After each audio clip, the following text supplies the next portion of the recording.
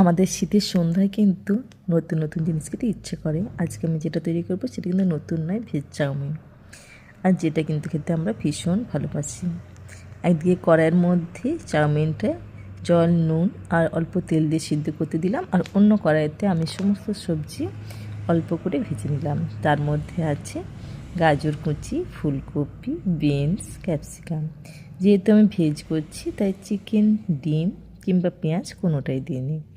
আর ওই কড়াইয়ের মধ্যে আমি নিয়ে নিয়েছি অল্প একটু তেল, তার মধ্যে দিয়েছি লাল লঙ্কা কুচি করে, আর দিয়েছি 2টো টমেটো। তারপর আমি অল্প একটু নুন দিয়ে ভালো মতন করে টমেটোটাকে ভেজে নিচ্ছি। আর দেখো আমি সয়া সস আর কাসুন্দি নিয়েছি। অল্প একটু সয়া সস আর কাসুন্দি দিয়ে চাউমিন, সবজি সব দিয়ে ভালো মতন করে নাড়াচাড়া করে নিয়েছি। আর এই চাউমিনটা খেতে কিন্তু হয় অসম্ভব সুন্দর, জানো তো। আর দেখতে দেখো কি সুন্দর লাগছে। আর লাল সবুজের কম্বিনেশনটা আমাদের ভীষণ ভালো লাগে।